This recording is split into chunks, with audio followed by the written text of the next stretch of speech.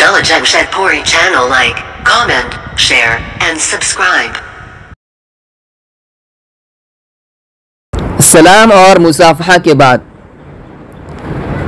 پیٹ یا سینہ میں ہاتھ رکھنا کیسا ہے؟